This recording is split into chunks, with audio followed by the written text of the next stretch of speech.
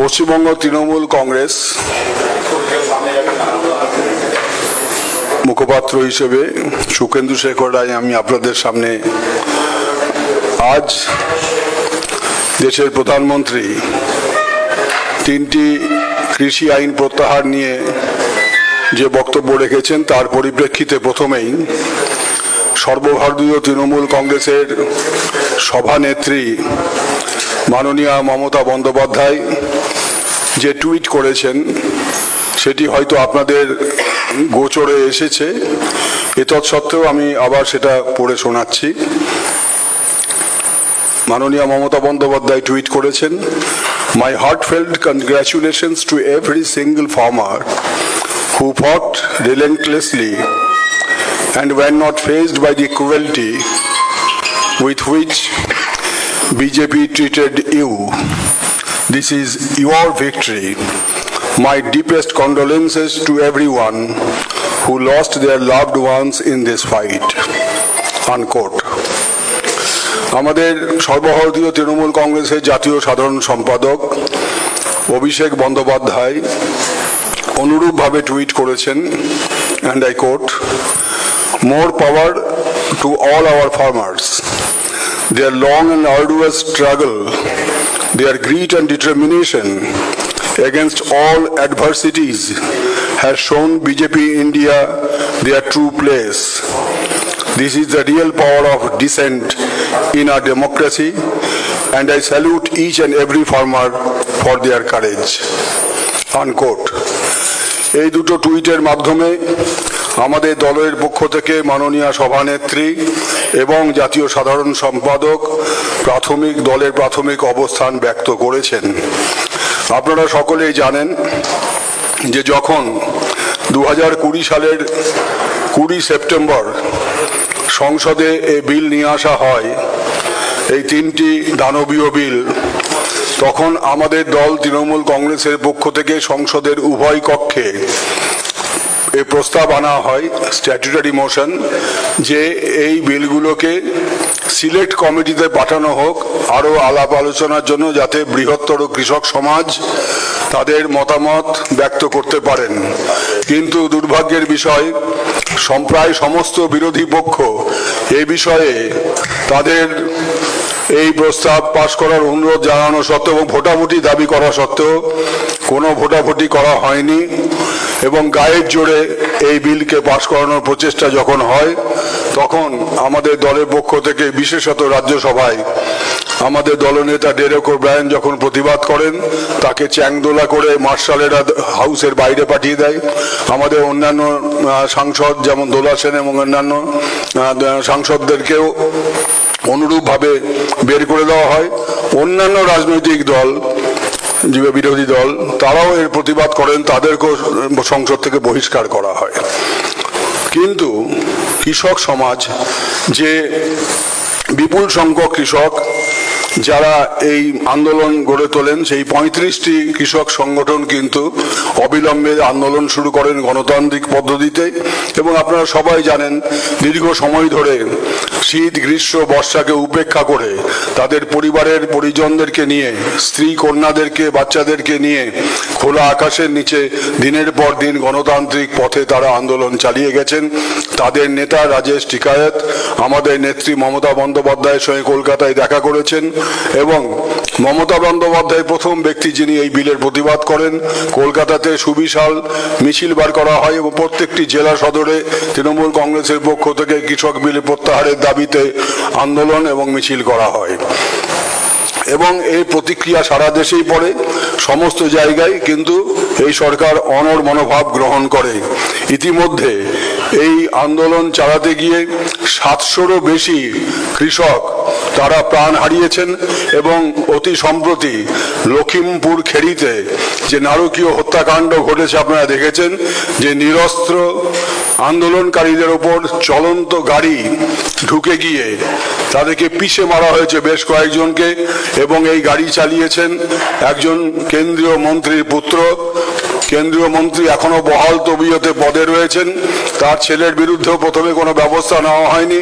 শেষ পর্যন্ত সারা দেশে প্রবল জনমত, এমনকি দেশের বাইরে বিশ্বের বিভিন্ন পত্রপত্রিকায় এই ধরনের নারকীয় ঘটনার বিরুদ্ধে যখন প্রতিবাদ প্রতিধ্বনিত হয়, তখন বাধ্য হয়ে একটা লোক দেখানো এজাহার করা হয়, ওকে গ্রেপ্তার করা হয়। কিন্তু তদন্তের কোনো অগ্রগতি না হওয়ায় সুপ্রিম কোর্ট নির্দেশ দিয়েছে, এবং আমরা আশা করব যে নির্দেশ সুপ্রিম কোর্ট দিয়েছেন সেই নির্দেশ অনুযায়ী তদন্তের ত্বরান্বিত হবে এবং সমস্ত দোষী ব্যক্তিরা তারা গ্রেপ্তার হবেন এবং তাদের বিরুদ্ধে যথাযথ শাস্তিমূলক ব্যবস্থা নেওয়া হবে। আজকে এই ঘটনা প্রসঙ্গে আমাদের আরো বক্তব্য যে যখন এতগুলো মানুষ মারা গেলেন, 700 জন কৃষক মারা গেলেন, তখন প্রধানমন্ত্রীর বিবেক জাগ্রত হলো না। সারা দেশ জুড়ে ছাত্র, শিক্ষক, বুদ্ধিজীবী মহল, সমস্ত পেশার মানুষ অন্নদাতাদের পাশে দাঁড়িয়ে তাদের সমর্থন জ্ঞাপন করা সত্ত্বেও প্রধানমন্ত্রী বা বিজেপির নেতাদের বিবেক জাগ্রত হয়নি। উল্টে এদেরকে কখনো দেশদ্রোহী, কখনো খালিস্তানি, এই সমস্ত ভাবে কথা বলে তাদেরকে নিন্দিত করা হয়েছে, তাদেরকে ভর্ৎসিত করা হয়েছে। এবং আজকে হঠাৎ সকালবেলা ঘুম থেকে উঠে সবাই দেখছেন প্রধানমন্ত্রী গুরু নানকের জন্মদিনে তিনি বলছেন যে আমরা এই আইন প্রত্যাহার করে নেব। প্রথম কথা হচ্ছে যে কেন এতদিন পরে, এর কারণটা কি? এতদিন পর্যন্ত যে সরকার অনড় ছিল, কোনো অবস্থাতেই আমরা প্রত্যাহার করব না, এবং ভারতবর্ষের সমগ্র কৃষি ক্ষেত্রটাকে ক্রনি ক্যাপিটালিস্টদের হাতে তুলে দেওয়া বা এক ধরনের অসাধু কর্পোরেটের হাতে তুলে দেওয়ার যে চক্রান্ত মোদী সরকার বিক্রেতা সরকার করেছিল, যে বিক্রেতা সরকার ভারতবর্ষের সমস্ত জনগণের সম্পত্তি বিক্রি করছেন, একইভাবে কৃষি ক্ষেত্রকে কর্পোরেট মানে যারা ক্রনি ক্যাপিটালিস্ট তাদের হাতে তুলে দেওয়ার চেষ্টা করছিল, অসাধু পুঁজিপতিদের হাতে। আজকে সেখান থেকে সরে দাঁড়ানোর কারণটা কি? কারণটা আর অন্য কিছুই নয়, তারা বুঝতে পেরেছেন আগামী ফেব্রুয়ারি মার্চ মাসে যে 5টি রাজ্যে বিধানসভা নির্বাচন আছে, উত্তরপ্রদেশ, পাঞ্জাব সহ, সেই জায়গায় তাদের পরাজয় সুনিশ্চিত। এবং যদি এই আইন প্রত্যাহার করে কিছুটা বাঁচা যায়, সে বাঁচবার তারা পথ খুঁজে বেড়াচ্ছেন। কিন্তু আমরা মনে করি তাদের পতনের শুরু হয়ে গেছে, এবং এই পতন অবশ্যম্ভাবী হবে 2024 সালে, যখন লোটা কম্বল নিয়ে মোদী সরকার বিদায় নেবে। এরা বলেছিলেন যে প্রান্তিক চাষিদের জন্য তারা বিভিন্ন সুযোগ সুবিধা দেবেন, এবং যাতে গরু, গবাদি পশু ইত্যাদি ফসল নষ্ট না করতে পারে ইত্যাদি নানা রকম ব্যবস্থা নেবেন। এমনকি তারা এগ্রিকালচারাল প্রডিউস মার্কেট কমিটির ব্যাপারেও কতগুলো ঘোষণা করেছিলেন, জমির অধিকার ইত্যাদি, নোটিফাইড মার্কেটে মিনিমাম সাপোর্ট প্রাইস গ্যারান্টি করেছিলেন। যদিও কৃষকদের দাবি ছিল যে মিনিমাম সাপোর্ট প্রাইসে একটা আইন তৈরি করতে হবে। এখনো পর্যন্ত মিনিমাম সাপোর্ট প্রাইস নিয়ে ভারতবর্ষে কোনো আইন নেই। এই আইনের দাবিও কিন্তু কৃষকরা তাদের আন্দোলনের মাধ্যমে তুলে ধরেছিলেন। সেগুলোকে নস্যাৎ করে দিয়ে 35টি যে কৃষক সংগঠন, তাদের সঙ্গে কোনো আলোচনা না করে এই 3টি কৃষি আইনের মাধ্যমে একটা বুলডোজ করতে চেয়েছিলেন কৃষকদের স্বার্থকে। আজকে তারা ব্যর্থ হয়েছেন এবং তারা পরাজিত হয়েছেন, আন্দোলনের সামনে নথি স্বীকার করতে বাধ্য হয়েছেন। এটা আমাদের দলের পক্ষ থেকে আমাদের নেত্রী এবং জাতীয় সাধারণ সম্পাদক বলেছেন, এটা কৃষক সম্প্রদায়ের জয়, অন্নদাতাদের জয়, গণতন্ত্রের জয়, এবং যে সমস্ত শুভবুদ্ধি সম্পন্ন মানুষ ভারতবর্ষের এই আন্দোলনকে সমর্থন করেছেন, এটা তাদের সকলেরই জয়।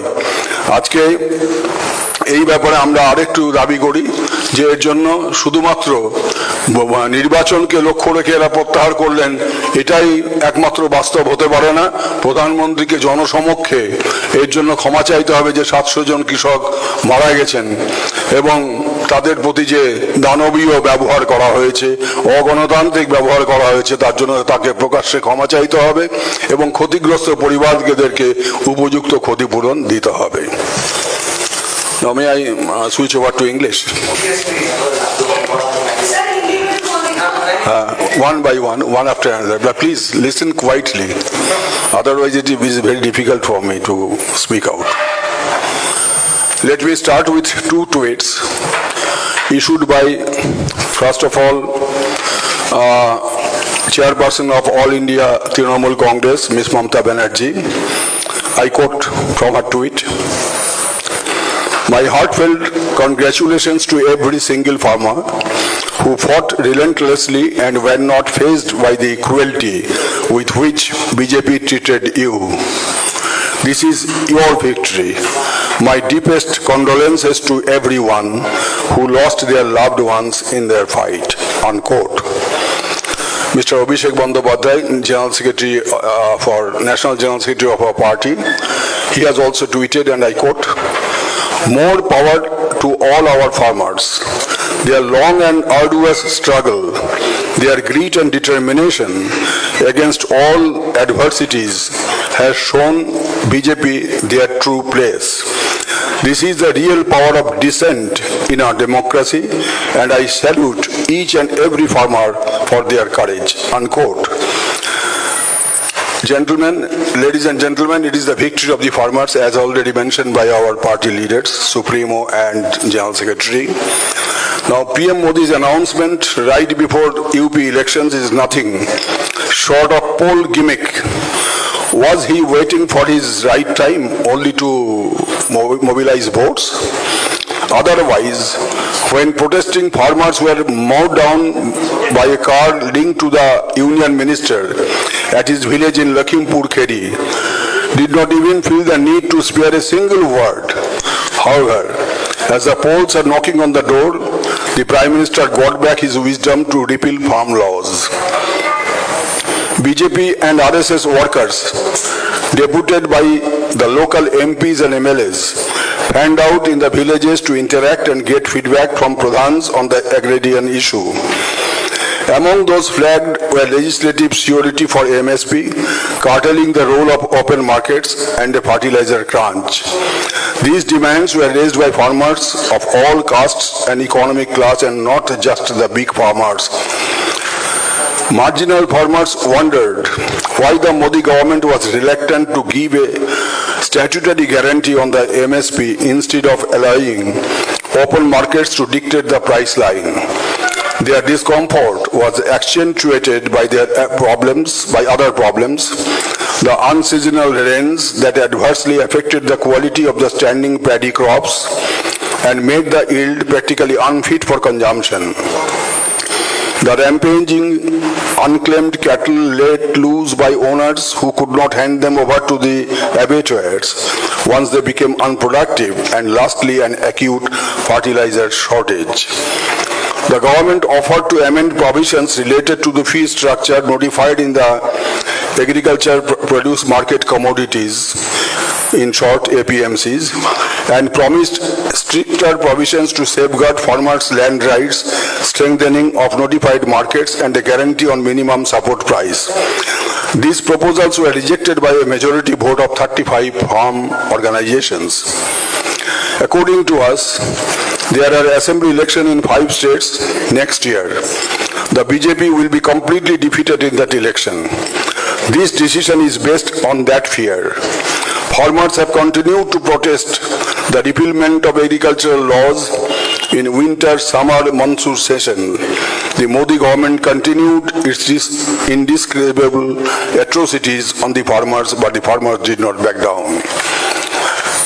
Apart from this, we feel that the parliament session will start from 29th of November till it will continue till 23rd December, and the farm organizations have already declared that they would go every day in tractors to Gherao the Parliament House in pressing their demands. That may be another reason for the Prime Minister to announce the withdrawal of 3 farm laws.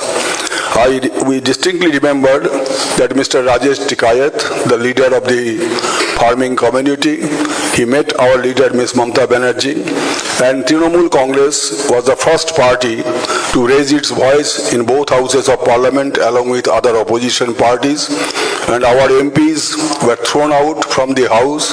They were suspended for the remaining period of the session. And not only that, in Calcutta, there was a huge rally in support of the farmers' protest. In each and every district of Bengal, our party functionaries, they organized movement and processions supporting the farmers' movement. Therefore, Trinamool Congress is the only party, as usual, under the leadership of Mamata Banerjee, has raised its voice against the tyrannical rule of the Modi government, in particular, the way the government passed these 3 draconian laws in Parliament and tried to hand over the entire agricultural sector at the hands of the crony capitalists. So we demand that not only withdrawal of these 3 draconian laws, but the incident that took place in Lakhimpur very recently, where the involvement of a union minister and his son was seen by everyone on the television, how the peaceful agitators were mowed down by a moving car, run by the minister's son, and he also fired from his gun. All these forensic tests have proved that the son of a union minister was very much involved in this pathetic incident, which created uproar not only inside India but outside India too. And the Honorable Supreme Court had ordered an inquiry, and we sincerely hope and believe that the investigation shall be expedited and all the culprits shall be brought to book. We also demand a public apology from the Prime Minister for the more than 700 farmers who died while participating in this movement, and he should tender a public apology and arrange for adequate compensation to the next of the kins of the people who died. और हिंदी में भी बोलना है क्या? मैं संक्षेप में यही बोलना चाहता हूं, वो जो ट्वीट मैंने ममता जी के बारे में और अभिषेक जी के बारे में बोला, वो रिपीट करना है क्या? हाँ जी, ये सवाल बाद में होगा, पहले बोलने दीजिए।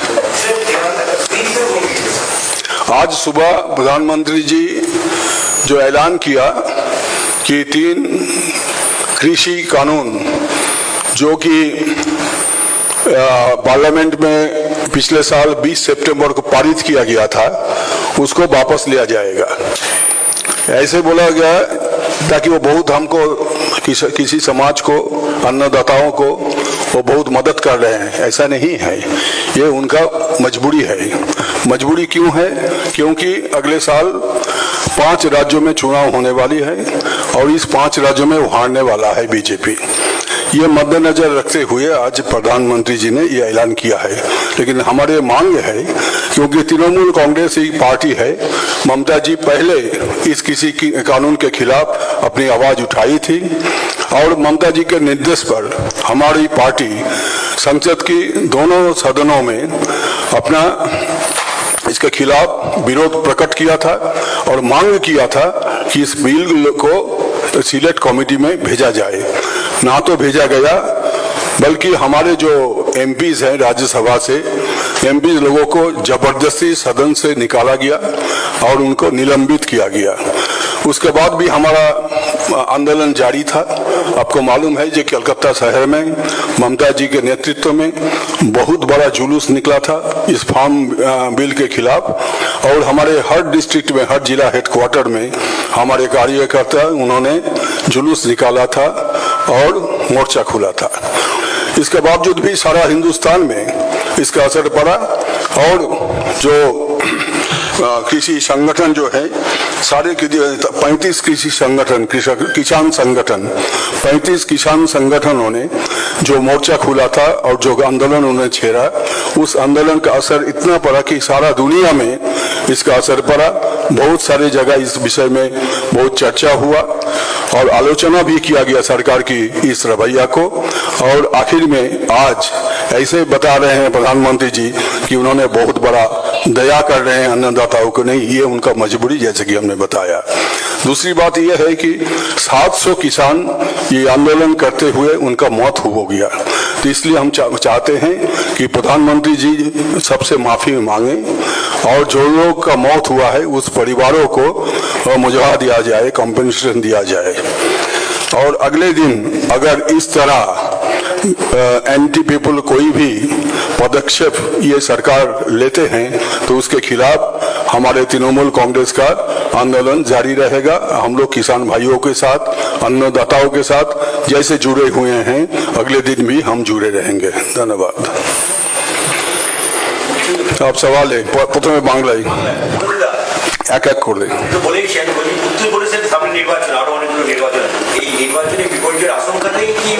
অবশ্যই ওরা অনেকদিন ধরে চেষ্টা করলেন, নানা রকম মিটিং টিটিং করলেন। যদিও বিল আনার আগে 35টি কৃষক সংগঠনের মধ্যে কাউকে কোনো সংগঠনের সঙ্গে ওরা কোনো আলাপ আলোচনা করেনি। একটি বিখ্যাত ইংরেজি সংবাদপত্র আরটিআই করে জানতে চেয়েছিল সরকারের কাছে যে আপনারা কৃষি সংগঠনগুলোর সঙ্গে আপনারা কথা বলেছেন কিনা। তারা তো আরটিআই করে জানতে পারে যে না, এরকম কোনো আলোচনা হয়নি। সুতরাং ওরা সংসদে মিথ্যে কথা বলেছে। এবং রবিশঙ্কর প্রসাদ তখন তথ্য সম্প্রচার মন্ত্রী ছিলেন, তিনি প্রেস কনফারেন্স করে বলেছিলেন হ্যাঁ সমস্ত সংগঠনের সঙ্গে আমরা কথা বলেছি। এটা মিথ্যেবাদী সরকার, ধোঁকাবাজ সরকার। আজকে তাদের মুখোশ আবার খুলে পড়ছে, কারণ ওরা বুঝতে পেরেছেন পায়ের তলা থেকে মাটি সরে গেছে। উত্তরপ্রদেশ, পাঞ্জাব সহ 5টি রাজ্যে তাদের ভরাডুবি হবে। সেই ভরাডুবির হাত থেকে বাঁচবার জন্য একটা শেষ চেষ্টা করছেন, কিন্তু এতেও হবে না, ভরাডুবি ওদের হবেই। শেষের দিন ওদের শুরু হয়ে গেছে। 2024-এ যখন আবার নির্বাচন হবে, লোকসভা নির্বাচন, লোটা কম্বল নিয়ে মোদী সরকার বিদায় নেবে। আগামীকাল থেকে উত্তরপ্রদেশের 3 দিনের জন্য সফর করবেন পিএম এবং একই সঙ্গে ইজেমও থাকার কথা আছে, এবং তার আগের দিনের এই ঘোষণা, কোথাও কি ইউপি আর পাঞ্জাবি মেন টার্গেট তারা করে এগোচ্ছে? অবশ্যই এ তো পরিষ্কার। আমি তো বলছি এটা দিবালকের মতো পরিষ্কার যে আজকে হঠাৎ গুরু নানকের কথা মনে পড়লো। 700 কৃষক যখন মারা গেল তখন গুরু নানকজির কথা মনে পড়লো না। ওদেরকে বলা হলো দেশদ্রোহী, ওদেরকে বলা হলো খালিস্তানি। আজকে গুরু নানকজি জন্মদিন বলে একদম আবেগে বুক ভাসিয়ে এমন সুন্দর সুরে কথা বলতে শুরু করলেন যেন বিরাট দয়া করছেন অন্নদাতাদের। ব্যাপারটি তো তা নয়। ওরা নিজেদের পরাজয়কে ঠেকাবার জন্য একটা ব্যর্থ প্রচেষ্টা চালাচ্ছে। Any more? सर, क्या अब पार्लियामेंट का सेशन शुरू होगा? जो आप माफी की बात कर रहे हैं प्रधानमंत्री मोदी जी से कि 700 किसान मारे गए, उनकी तरफ माफी मांगे, तो क्या इस बात को आप लोग संसद के सत्र में रखेंगे सर? क्या इस पे संसद में इस बारे में जो कुछ भी कहना है ये रणनीति हम लोग तैयार करेंगे, दूसरे विरोधी दल से भी बात करेंगे और एक साथ हम लोग इस मुद्दे को संसद में जरूर उठाएंगे और कैसे क्या हुआ, क्यों हुआ, इसका जवाब सरकार को देने पड़ेगा। दादा, पिछले 1 साल से किसान इस आंदोलन में जुड़े थे, लेकिन ये अनाउंसमेंट अभी आती है। क्या टाइमिंग को लेकर सवाल उठ रहे हैं चुनावों को देखते हुए ये? और अगर ये अनाउंसमेंट पहले किया जाता, किसानों की क्या जान बचाई जा सकती थी?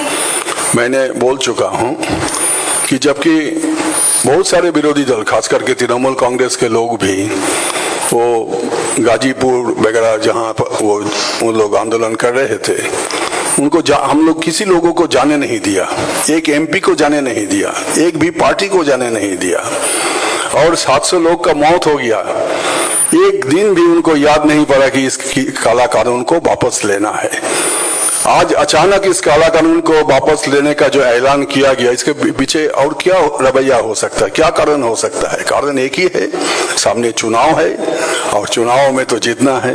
सोच रहे हैं कि शायद अगर हम इसको वापस लेते हैं तो खुशी से हमको वोट दे देगा। नहीं, जो 700 लोग का मौत होगा वो शहीदों का यादगार सबके मन में जल रहा है, दिया जल रहा है, यादगार की दिया, और यादगार की दिया जलते रहेगी। क्या ये किसान के साथ ऑपोजिशन यूनिटी की भी जीत है? आज ये जो 3 किसान कानून को रिपील कर लिया गया, ये लोकतंत्र की जीत है। जैसे कि हमारे नेशनल जनरल सेक्रेटरी अभिषेक बंदोपाध्याय जी ने बताया, ये हर लोकतंत्र के ऊपर जिनका आस्था है, इन सभी का ये जीत है। और खास करके हमारे जो अन्नदाता, जो किसी भी हालत पर अपने राह से निकला नहीं और लोकतांत्रिक राह पर चला, कहीं हिंसा नहीं छेड़ा, उन लोगों को कितना भी गाली बका, लेकिन फिर भी उन्होंने सब सहा। बारिश में खड़ा होके सर्दी में वो लोग वहाँ सड़क पे दिन बिताई, रात बिताई, लेकिन उनको इनका जो ये था कन्विक्शन था, इस कन्विक्शन को किसी ने कुछ कर नहीं पाया। उसी का नतीजा है कि आज ये किसान का जीत है और ये अन्नदाता का जीत है। हमारे उन पर नाज है कि वो कैसे आंदोलन छेड़ा जाता है, लोकतांत्रिक आंदोलन किसको कहा जाता है, उसने सारा हिंदुस्तान को दिखा दिया, सारा दुनिया को दिखा दिया। Sir, have farmers shaken the arrogance of BJP? Please repeat. Sir, have farmers shaken the arrogance of BJP? Yes, of course. The brutal way that the BJP government introduced the bills in parliament, notwithstanding the strong opposition made even by their supporters within the parliament, it's a rebuff to their attitude by the farming community. So what next? There had been several other issues on which the opposition had united, be it demonetization, be it privatization of national assets, be it the farm laws. Do you think farm laws repeal have paved the way for opposition to unite over and over again and repress all those issues? Trinamool Congress and other opposition parties will continue to unmask this Bikreta Sarkar or the sellers government day by day, and the beginning of the end of the BJP rule has started. Sir, प्रधानमंत्री मोदी जी ने आज अपने speech में कहा कि ये जो कानून लाया गया था उनके किसानों को हित के लिए लाया गया था, लेकिन वो इसका जो फायदा होने वाला था उसको समझ नहीं पाए और उन लोगों को गुमराह किया गया। वो प्रधानमंत्री जी जो बताया, उन्होंने और उनका पार्टी, उनका सरकार किसानों को गुमराह करने का कोशिश किया था, लेकिन कर नहीं पाया। किसानों ने समझ लिया कि जो भी किया गया ये किसानों का, अन्नदाताओं का स्वार्थ विरोधी है, इसलिए उन्होंने आंदोलन छेड़ा और सफल हुआ। और प्रधानमंत्री जी को आज उनको क्षमा मांगना चाहिए अन्नदाताओं से। सीए और एनआरसी को लेकर भी आंदोलन करती रही है, क्या इस ऐलान से फ्रेश ऑक्सीजन मिलेगा सीए और एनआरसी के विड्रॉल पर? खेल अभी बाकी है, देखते रहिए।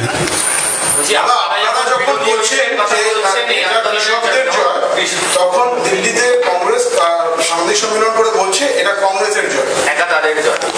আমরা যেটা বলেছি, আমরা অন্য দল কি বলেছে সে নিয়ে আমি কোনো মন্তব্য করব না, কিন্তু আমাদের দলের পক্ষ থেকে আমাদের মাননীয় নেত্রী এবং জাতীয় সাধারণ সম্পাদক যে টুইট করেছেন, যেটা আপনাদের পড়ে শুনিয়েছি, তাতে পরিষ্কার বলেছেন এ জয় কিষানদের জয়, এ জয় গণতন্ত্রের জয় এবং গণতন্ত্র প্রিয় মানুষের জয়।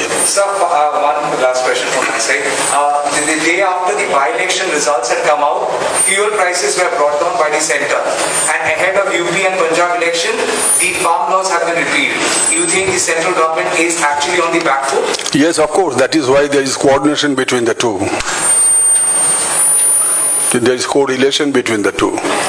First of all, like Chaitra sale we call in Bengali, 50 rupees was enhanced, thereafter up to 20% discount.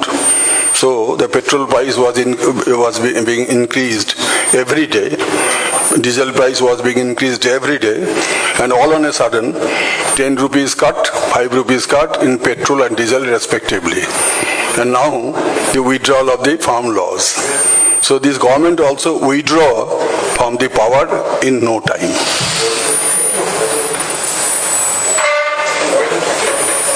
Thank you.